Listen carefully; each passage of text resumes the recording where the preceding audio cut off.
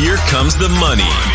You're now listening to the Gambling with Gold podcast with Jason Gold. Presented by Champions Round.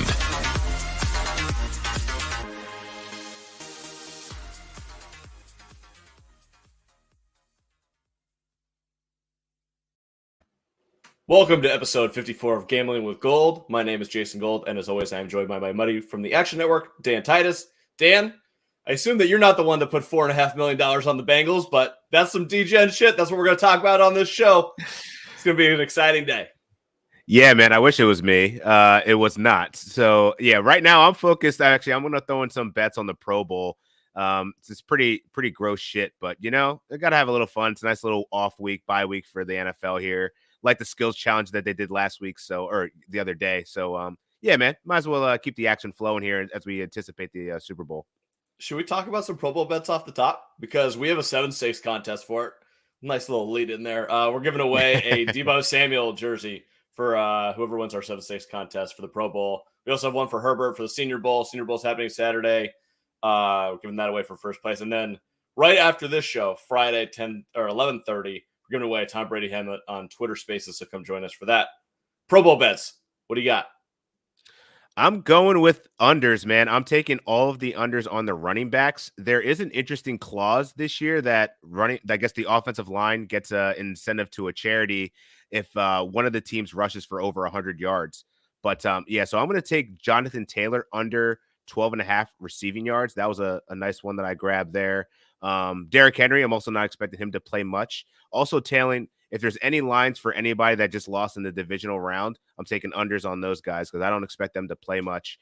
This is a young man's game here, so I'm expecting Justin Jefferson to go over whatever his receiving prop is. And Kirk Cousins, I think he could actually be a guy. This is the first time he's actually earned a spot there. So I think he probably has something to prove a little bit. Someone that I would fade is probably Russell Wilson. It's his 8th time making it in the Pro Bowl, so don't expect him to do much. More like Justin Herbert, Kyler Murray. Lean into the young guys that actually have a stage to kind of show their talents here. I love it. I'm super excited now. I'm going to go bet on all of this stuust. I love the Jonathan Taylor one. I was going to say, imagine Deontay Johnson with an actual quarterback. Just saying. Maybe a little preview for what we're going to see next year. Super interesting.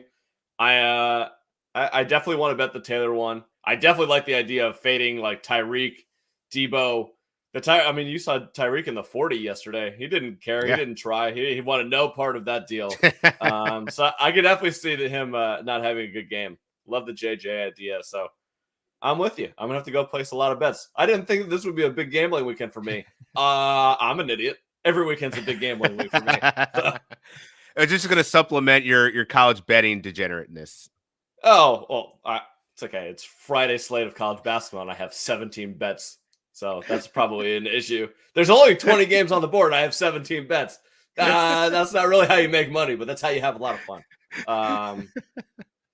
Speaking of fun, we're going to go through our Super Bowl 56 degenerate betting power ranking. So the worst, the stupidest, the most fun bets that you can make on the Super Bowl. I'm going to give you my top 5. Dan's going to throw out a couple. Let's start off with this. Don't bet any of these. If you want to make money, don't bet any of these. If you love having fun, bet all of them. All right, let's start off with that. My number 1 on the Degen power rankings for betting for the Super Bowl all comes down to math. The fucking coin toss. The fact that you're paying juice on a coin toss that's a true 50-50 is ridiculous. You have to pay some books between -102 and -105. Hilarious. Any bet that you can do with the coin toss, you're going to pay juice on. Rams or Bengals to win the toss. Team that wins the coin toss to win the game. Win or lose. You're paying juice on all of those. -102 and -105. Dumbest, most degenerate bet. And can you imagine the idea of losing a bet before you make it into the fucking game? That's terrible. It's terrible. Why would you do that to yourself? Because you love gambling. And why not? But come on, that's one of the most interesting things you can bet on, right? It's 50% chance. Is it heads or is it tails? Let's go for it. Come on. Got to do it. Yeah. I mean, how about max bet coin toss? Start off your day the right way. Wow. I like it, So man. much That's fun. like bet, just throw it all on black, man. It's all good. All right. What do you got for your number one here? Yeah, my number one, I'm going to go the under. I'm going to take no. Will Snoop Dogg smoke on stage? It's Damn, spicy. I was going to talk about that one. It's spicy, but I gotta feel like you would expect that Snoop Dogg's got to be puffing something, but for whatever reason, I think he's going to keep it PC in this moment, and he's not going to smoke on stage.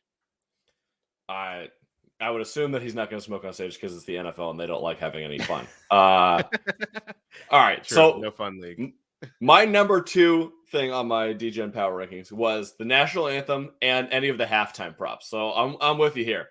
And I had the couple. The Will Snoop light up a blunt. That's a hilarious bet. What shoe color is he going to be wearing when he comes on stage? Also very interesting. He might be wearing LA colors, Rams colors. Very He's true. Also a Steelers fan. Maybe he'll wear the yellow. Maybe it's just a plain black. Something fun to talk about with your friends. Also, you're going to be so drunk at halftime that you won't know. He's not going to be wearing red. So if red's an option, don't select that one. There you go. Wardrobe malfunction always on the list now. There won't be one. There never is. Nah. And plus, it's only Mary. Yeah, it's only Mary J. And Mary J's a nice, classy lady. That's not the family affair, man. She's not going to be. Nah, that ain't happening. That was a nice drop there. I see what you did. You could do that for first song. Family affair. I could see that. I could see that. I feel like first song or last song has to be California Love. I feel like it's a great intro, but I'm not sure where it's going to land. It has to be one of the two. There's also one on are all five going to collaborate on a song? I'm thinking, man, you got to think no, because I don't know how you would make that work. But I feel like California Love is they do some like remix rendition of it. Like that would make sense to me. Yeah, and I don't know, man. I could see that. Also, there's the first person to come on stage, which is interesting. You think it's really Dr. Dre's curated show, but Dre is not always one to make himself the center of attention. So I wouldn't be surprised if it's someone else coming out first. I would assume that it won't be Eminem or Kendrick. They seem like maybe they're like the special artist. Maybe it'll be Snoop or Mary J first. Be interesting. The one thing I'll say about this market is you don't really want to follow what would say sharp action here. Like people on Twitter who like think that they have early information, because there'll be guys like, I'm an agent, I know that Mary J's gonna come out. Shut the fuck up. Like you don't know anything. So unless there's some sort of like source within the circle, don't trust it. Have fun betting it, but if you think that you have sharp action on this, nah, you don't. I'm gonna go plus 325 of Snoop Dogg to come out swinging. I don't think you don't start with Mary J, because she's gonna be probably the least hype out of everyone. So I feel like you got to kind of blend her in the middle.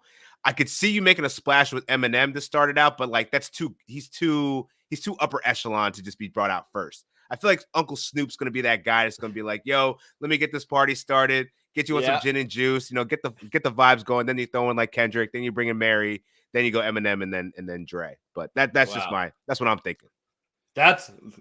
This has turned into horse racing now. You have like some sort of exacta or super exacta of how exact order they're going to come out. The tier rankings here of how you got to pop off this party here. See, that's the bet that we need. The order in which they come out exactly. Right. Super BetMGM, are you listening to us? We have great ideas. All right, what's your second one on the board? So my second one was going for the anthem here. I was going to go, is it over 95 seconds? I got to take the over on that one. Even though, I feel like this is just one of those things that always kind of draws out a little bit longer than you expect. I'm expecting at least 2 minutes here. This is another thing where people think that they're like, they got dudes who are working as gaffers who have like time clocks who are timing the pregame when there's no fans, there's no extra sound. Yeah. And they're like giving it out information to sharps in Vegas. Like, she was 93 seconds this time. It's like, dude, she's not in the. I don't know. No one's trying to break records here, and no one needs to have a time constraint. Like, this is your moment to shine. You're going to add in a couple notes. It would be interesting, though, is if you bet on if someone's going to mess up. I always find that that's a funny one, if they're going to flub the lyrics a little bit. There's one that I saw is, will they have. Oh my God, what is it? Oh, will they miss a line of the national anthem? And it was like plus 210 or something like that. That's kind of funny. I've never heard of whoever's singing the anthem this year. I've never heard of her before. Yeah, I feel like you're gonna need like a Fergie type of person to like do something like that when she just absolutely obliterated the the national anthem for the NBA All-Star game with her own version of that, whatever that was. All right, my number 3 on the board here. This is super Degen. How many dogs will be in a commercial during the Super Bowl? I see this listed somewhere at 4.5. That is special. Yeah. I mean, the Puppy Bowl is a huge thing. So, I mean, man, I got to take the over on that. I feel like there's going to be all kinds of dogs. It's got to be. Dogs. Everyone loves dogs. Everyone loves dogs. But the fact that that's listed, how many dogs will be in a commercial? And if there's 2 dogs in one commercial, does that count? Or is it the amount of commercials? I need to know this information. It's need to know. Very need to know right now. All right. What do you guys your next one? My next one is how many planes are going to fly over the stadium? And right now the line is set at 5.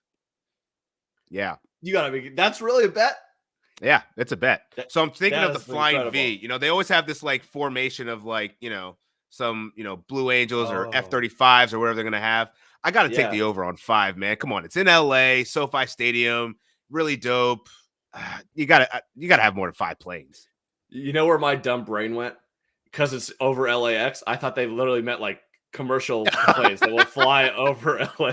That's over SoFi. And here comes Southwest just cruising by. Yeah, exactly. I thought that they were just going to have like a camera in the parking lot and be like, that's American Airlines Flight 19 landing. Jesus, I'm so dumb. That's great. That should be a bet. I need like air traffic control to be like doing the over-under, like live on some sort of like walkie-talkie radio. And now we have our 4th plane that looks like an Alaska Airlines flight to Portland cruising by. That's amazing. What's this next one? Oh, this is a good one. Will the announcers talk about the spread in the game, which is essentially betting on betting talk? Right. Nothing I love more than betting about betting. And worth mentioning here, Al Michaels is doing the game, a notorious degenerate gambler. So I think that we're gonna see it. I think we're gonna see it. I think we're gonna see it too, man. I think we're gonna see probably the most sports book promotions that we've ever seen throughout the whole entire broadcast. So I'm not gonna be surprised if Al Michaels throws in a couple spread, total, some kind of play in there. You have one more for me? I do. My last one is which coach or player is the camera gonna pan to first during the national anthem? And right now, McVay is in the lead. I think obviously because he's probably better looking than Taylor, and he's the home team, and then they also have Jamar Chase versus Cooper Kupp. I'm gonna go for Cooper Kupp just for how good of a season he had. So yeah, I'm gonna take the Rams players that are probably gonna be the first ones panned to during that national anthem. That is really interesting and really degenerate. The best kind. So specific. All right, my last one, and this kind of goes to the coin toss thing. It's the Gatorade bath, man. The Gatorade bath is the Gatorade bath is so degenerate. It's so dumb. No one remembers what color it is. It's on the screen for maybe a quarter of a second. Everybody's shit-faced at the end of the game. You're like 1-9, like, what color is that? Is that red or orange or blue? I don't know. So last year, they didn't even show it on camera. They had to go back and I didn't even see it. No, they had to like Zapruder film it and like be like, I got it in a corner of one shot on NBC's like 8th channel, like they're on Telemundo or something, searching for whatever the Gatorade color is going to be. So yeah, don't bet on that. This is another one where people think that they have like sharp information. They're like, oh, Tom Brady won't drink Gatorade, so they have water on the sideline, so you have to bet clear. You don't know anything. So has there ever been a color that it hasn't been? Like, has blue ever been the winning bet? Like, I don't imagine athletes would have a cooler of blue Gatorade. That seems I don't know. That one's like too sugary for me. I don't know. Also, like maybe it was last year because of COVID. Like, were there the big buckets of Gatorade to like drop on people? Yeah, I'm about to say, are people still sharing buckets? Right? Yeah. Do we have individual bottles that everyone's squirting different colors? Exactly. That's a weird one. All right, that does it for Degen Power Rankings. We hope that you bet all of these. We will not talk about these on the show next week unless we have some sort of real inside information on one of these. Right. But yeah, I hope that you bet them. tweet at us with whatever your most Degen power ranking that is. Somehow I think that ours are not even the most Degen here. So yeah, send them out. We want to hear them. Well, it's Friday, the week before the Super Bowl. We have 8 days for these books to get real creative with what sort of dumb shit they want to put up. So I'm super excited to see what they come up with. All right. We're going to do quickly X-Factors for Super Bowl 56, and then we're going to talk about some best bets that we've already made. Listen to a lot of podcasts this week. Sharps are definitely on the Rams, no doubt. Sticking at 4.5. They're definitely liking the under 48.5. Those look like those lines are going to stick. All the money at this point points to the Rams. 57% of the bets, 76% of the money is on the Rams. So listen to a lot of podcasts this week. Figured out what some breakdowns are going to happen, what the Bengals defense wants to do, what the Rams offense wants to do. My first X factor here, Cincinnati's defense. So I have to go through this very specifically. Cincinnati's defense last week against Kansas City did this rush 3 drop 8, which they had done during the season. The part that was different about last week was they ran this very bespoke defense where they were running man against dropping 8 and running man. So you have all of these guys filtering through the middle of the field, and Mahomes got very lost, was taking that extra second to figure out what he wanted to do with the ball, couldn't figure it out, was slow. That's why Hendrickson was able to get home a couple times, why he wasn't able to complete a couple passes to Travis Kelce. So do you do that against the Rams again? Hard. Because if you drop 3, Rams have a great offensive line. If you drop 8 and rush 3, you're not going to get home. But Stafford is better versus the blitz than versus a non-blitz. So that's not the worst thing in the world. If you don't get home, he's not a running threat. So just keep him in the pocket, make decisions from there. The problem for Cincinnati is they're going to have to run zone against the Rams because versus man, Cooper Kupp is literally the best receiver of all time. This year, it was like 4.3 yards per attempt that he was averaging, and no one in the history of the NFL had averaged more than 3. He's a monster Stafford's a monster versus the blitz, and Cooper Kupp is a monster versus man. You're not going to be able to do that if you play man in a drop 8 against Cooper Kupp. You will lose. You're going to lose the game for sure. If you run zone off the drop 8, maybe you can do something, but that's kind of what the 49ers did last week with the rush 4 and drop 7. And where did Stafford go? He went to Odell Beckham. So if they run this thing where they go drop 8, zone, Odell to the moon, I'm telling you, over yards, over receptions, he's going to have about 7 for $120 if they do that. So X factor in terms of gambling is if they run the zone, bet on Odell. The other part is Cincinnati and the Rams are going to have this nice, interesting chess match on the drop 8. And if they do drop 8, one of the things that you can do is run the ball a lot. And is it going to be Akers? Is it going to be Michelle? You kind of have to figure out that dynamic. So one of the things that I'm looking for, X factor, Cincinnati's defense and how they run their rush 3 drop 8. Yeah, it's interesting because really looking at that Mike Hilton and Cooper Kupp matchup, and Hilton reportedly shut him down in their first matchup in 2019, but he's been abused over the course of this season. He's allowed a 98.9 passer rating when targeted this season, so he's going to have his hands full with Cooper Kupp there. So you got to figure if you're bringing that 3 drop 8 scheme that you were just referring to that really did a great job against Mahomes, you're going to have to get some support there, and those cornerbacks are going to have to step up because they're going to have it's going to be hard to keep Cooper Kupp contained with Matt Stafford having all day to throw. And as you said, I mean, he was just phenomenal against the blitz this year. So how do you get that pressure to Matt Stafford, make him uncomfortable? Because when you get pressure on Stafford, he does fold. That's when you start seeing the turnovers and the interceptions. But how do you do that balance of remaining in coverage and keeping your skill positions at bay, but then also getting pressure on them? So that's going to be an interesting challenge to watch. So definitely like that breakdown here because it makes a lot of sense. All right, what's your number 1 X factor in this game? Mine's is how the offensive line for the Bengals is going to hold up. Aaron Donald led the NFL in pass win rate. So, they're going to have to do a really good job of trying to protect Burrow. And they did a good job against the Kansas City Chiefs. Obviously, he was only sacked once, maybe. The Bengals definitely won that battle.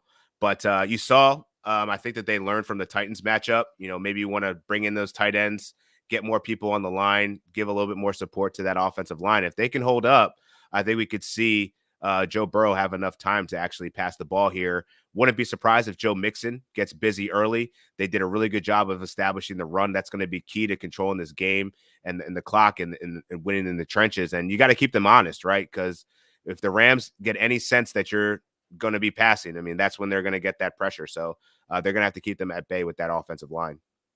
Yeah, interestingly enough, I think that Mixon can get busy on the ground too. But one of the best bets that I saw in the marketplace right now is everybody's hammering this Joe Mixon under receiving yards. Started at 29.5, already down to 24.5.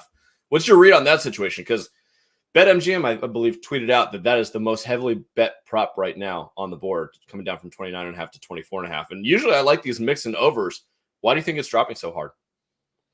That's a good question. I mean, I think it might just be that they're signaling that they want to win and that they want to win by rushing the ball a lot and pounding the rock. And we saw Joe Mixon have a lot of success in this postseason catching the ball. You got to expect him to get loose a little bit, in the backfield. But 24.5 yards. Just looking at what the game script could be, if the Rams, if you think this is going to be a close game, I would definitely take the under on that. If this game gets out of hand and they have to pass more, obviously that's going to be a signal that Joe Mixon could be more active in the pass game. But I think this one is going to be pretty close. Being that the trend is going to the under and the sharps are hammering the under, I'm expecting this to be more of a more traditional outing for both teams. Both of these guys are conservative coaches for the most part, especially Zach Taylor. So, if he continues to just run the ball, keeping the defense honest, running some play action fakes, I think we'll see a little bit less of Joe Mixon. But also look at Samaje Perine. I mean, he took that screen pass to the house last game. So, I mean, I think he's proven that he could be a capable third down back and spell Joe Mixon if need be. I completely agree with you. My number 2 X factor here is about the Rams getting home with 4 and being able to drop 7, cover their 3 excellent wide receivers. Yeah. Donald coming up the middle. Is he going to be able to get pressure? Like you said, he's the best in the NFL at getting to the quarterback, best at win rate. If he's able to go straight up the field, right at Burrow, and force him out of his spot, out of the pocket, and have to move outside of the pocket and throw on the run, that is a huge win for the Rams. The counter that the Bengals have here is these quick possession throws. It's kind of like Tyler Boyd last week. These just like little 7-yard catch, get down. Can the Bengals win the game running that sort of offense? Whereas what they really want to do is run the ball with Mixon and then heave that motherfucker down the field to Jamar and T. Higgins. I don't think that's happening in this game. Sure, I mean, look, Chase is always liable to break one whenever possible. But if he's getting guarded by Ramsey, this comes down to T. Higgins being able to break one. Now, he's going to have an advantage, certainly height and body-wise, on the other side of the football. So he could have a good game, but T's not really one that's breaking, 70-yarders. So you're going to have to hit a couple of these 30 burgers to Higgins. And, if the Rams are able to get home and force Burrow off of the spot, I think it could be a long day for Cincy. So I'd be interested to see what Zach Taylor and Joe Burrow do as a counter to potentially having a lot of pressure in their face. They did okay against the Titans. They still took all the sacks, but they were able to win the game more on the defense than the offense. Last week, they didn't face as much pressure. This week, or in the Super Bowl, they're going to face all of the pressure. Yeah, I think this is one of my second X factors here, and most of my X factors kind of went to the Bengals side of things because I think that they have the larger climb here in terms of deficiencies comparatively. But this is going to be about T. Higgins. He's got to dominate that matchup against Darius Williams. He's 5'9", so you got the distinct height advantage. You got to take advantage of that. Maybe you'll get more boxing out and getting those first downs. But he's going to have to be the main possessions guy here with Jalen Ramsey busy with Jamar Chase. And then you also look at Tyler Boyd.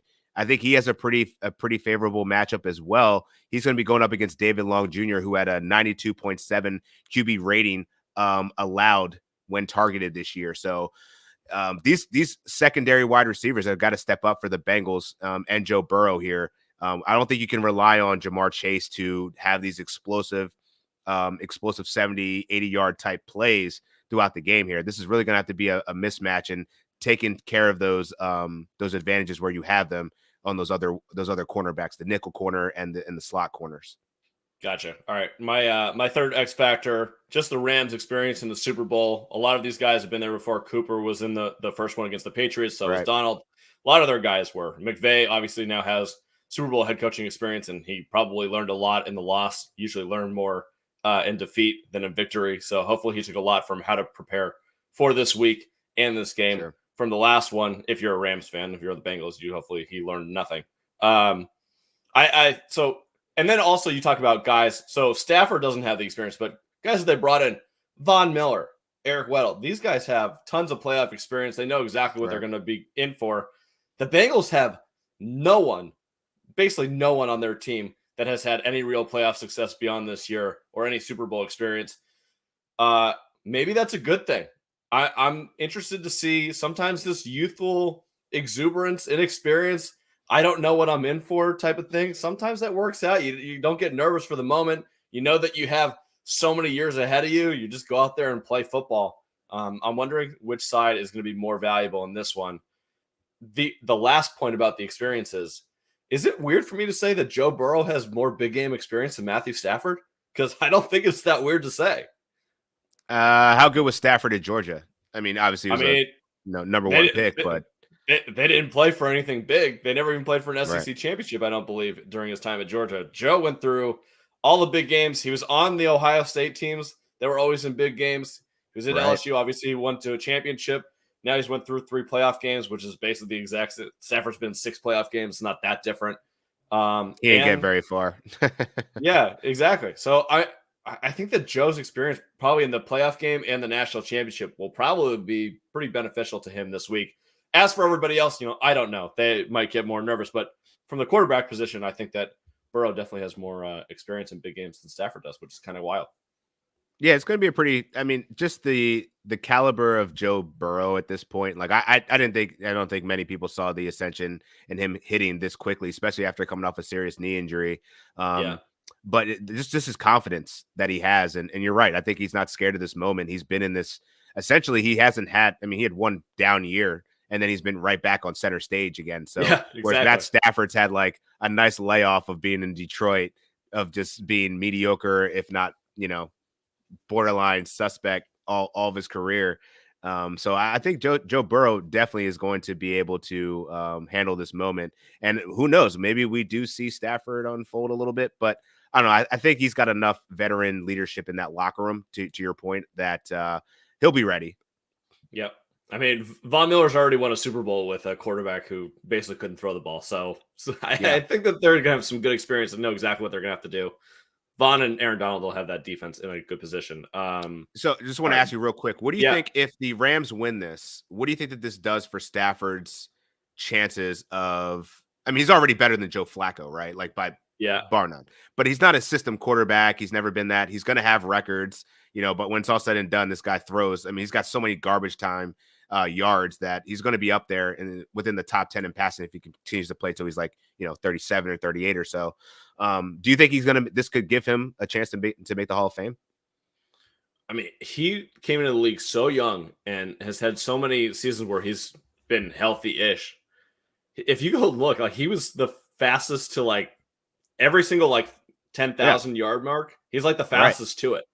Mm-hmm. There's a chance that if he plays until he's 40, that he's going to come close to a lot of these Brady records and really sneak up there. Yeah, you give me all those stats with the Super Bowl in LA, which I think matters more when you win in a big city. It's like if Eli won 2 Super Bowls in Cincinnati, I don't think it matters. No one would have cared. Yeah, exactly. I don't think it matters as much as it does when you're playing for either a team like the Steelers, like one of the best franchises in the NFL, or you're playing in a big city. So yeah, I think 1 in LA is probably worth 2 in Jacksonville. So I think that he'll probably end up being in the Hall of Fame. Although I will say, with all these stats coming up and everybody just passing the crap out of the ball, I think it's going to mean less like how many yards you throw for. It's like how many championships do you win? Like a Hall of Famer when you see one, right? So I don't think that he passes my eyeball test of a Hall of Famer, but if he wins a Super Bowl here and maybe knocks off one more, if you win 2 Super Bowls as a quarterback, I feel like you're a Hall of Famer. And even Eli. I mean, he made Calvin Johnson a Hall of Famer, so I don't know how much stock you put into that, but I don't know how much he made Calvin Johnson a Hall of Famer. I think Calvin Johnson was just a someone had to monster. throw him the ball, though. If that was Blake Bortles, we wouldn't be. I could have thrown him the ball. Oh, wait, you're like LeBron? Here. Whoop. Not that hard. But yeah, I get your point. All right. You want to go through quick best bets and head on out of here? Yeah, let's do it. All right. My first best bet that I've made thus far, over 3.5 field goals in the game. This one's very specific. You have 2 Pro Bowl caliber kickers, and you have coaches that are not prone to go for it on 4th down. They're not aggressive in those situations. So to me, especially in a low-scoring game, you think that they're going to be able to move the ball a little bit. We're not just going to have a complete punt fest, but I think that you're going to see a lot of field goals. Both McVay and Taylor definitely trust these kickers. Not like they're going to take them off the field for 50-plus yarders. They're going to let them kick the ball. So give me over 3.5 field goals. Actually, if you can find the attempted field goals, I'm going to guess it's probably at 4.5. Love that one, too.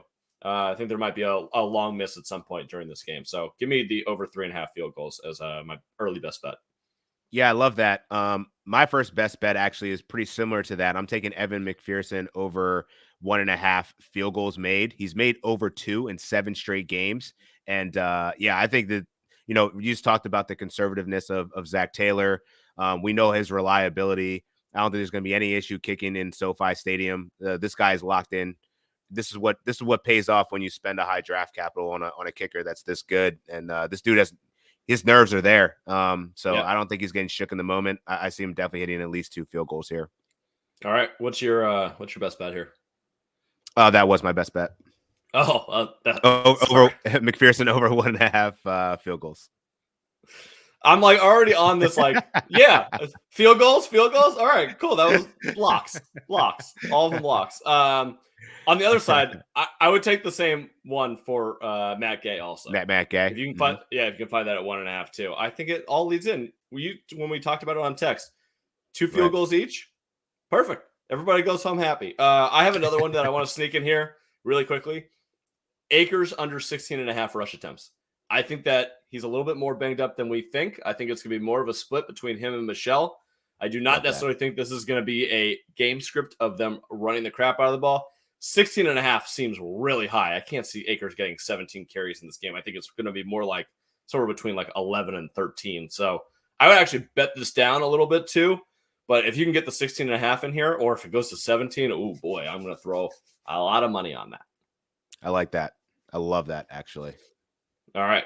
Found some good bets. Found some Degen bets. I love it. So next week, Tuesday or Wednesday, we're going to do our props galore. We're going to go through a list of probably 50 of them.